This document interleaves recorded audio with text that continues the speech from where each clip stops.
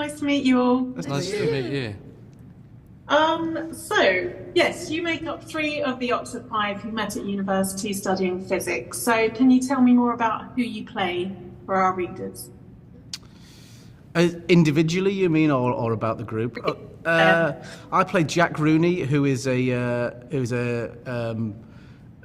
physics prodigy from the north of England. Slightly disadvantaged background. Through pure intellect, he's managed to get himself to Oxford and mix in these circles. And I'd like to think he's the everyman of the group, the kind of salt of the earth of the group, and the one in the group that doesn't allow them to take it all too seriously.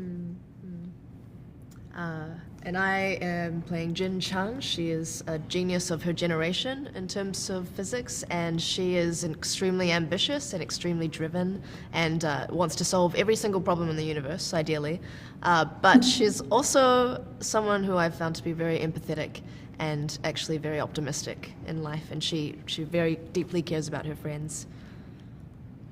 And I play Will Downing, also a genius level physics mind, but very much not ambitiously driven for a variety of reasons. Perhaps it's a level of like humility and perspective. He's interested in different things, or it's also like a lack of self-worth potentially as well. Humble king. Okay, so Humble king. I've always enjoyed films like Close Encounters of the Third Kind or Signs that explore faith, integrity, and family, which I think is something that Three Body Problem does too. As far as alien invasion TV or films go, are there any that particularly stand out to you or that you kind of rewatched in preparation? Signs is a good one. I haven't thought about that film in a while. That was so disturbing, which I loved. Yeah. Oh, Arrival. Yeah. Arrival is the recent one that I absolutely fell in love with. Arrival's beautiful, yeah. Yeah, it's amazing. But, yeah. Yeah, well, it was always About community.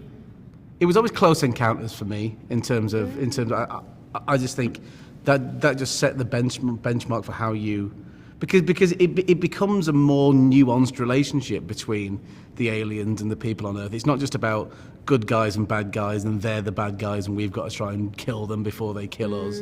It's much more nuanced and much more mature way of looking at it, and I think our story takes that, it added to that lineage of those slightly more sensitive, sort of compassionate almost approaches to that kind of story and that kind of relationship. I really liked Life. I just, it's a relatively recent film. Yeah, have you seen it?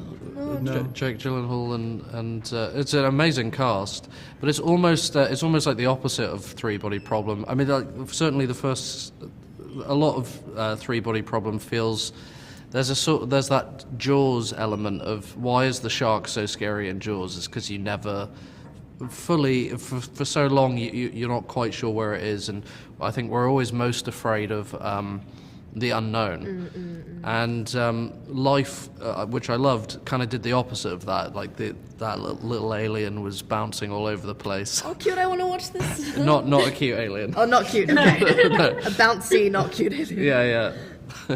Okay, I have to ask you, talking about themes, what were the biggest themes of Three Body Problem that spoke to you when reading the screenplay or the books? Because obviously we've just talked about communication and stuff like that. So yeah, anything that spoke to you in particular? Just something about the way humanity sees itself, and it's kind of at the same time it's a micro and a macro examination of what it means to be human. It means what it is to be human and mortal on a individual level, and what it means to be human and mortal on a much more bigger scale when it comes to their place, not only in the world but in the kind of wider universe. It's all about your perspective on being alive. Yeah. I really enjoyed both reading the books and our scripts. That feeling, that existential feeling you get when you realize how small you are in regards to the universe and beyond. And for me, I love that reminder that I actually am insignificant when you weigh up everyone's worth in the world. But for that very reason, we should put so much more meaning into our lives because they are brief and because they are ours. So we should make the most of every day that we have here. And I think that's what my character does. Certainly she tries to fight back. She tries to make the most out of her time so that she can be useful or make her life worth something. And I think that's quite a beautiful, real human struggle. Yeah, I liked what John said about the micro and the macro. I think David, Alex, and Dan really, very, very cleverly have structured season 1. And one of the reasons I fell in love with Will as a character, and also like the prospect of like playing him and what challenges that would be, was that, you know, obviously the scope of the show is epic. Like, is humanity as a sort of singular organism in grave danger to perish? And that's obviously sort of like one of the main themes.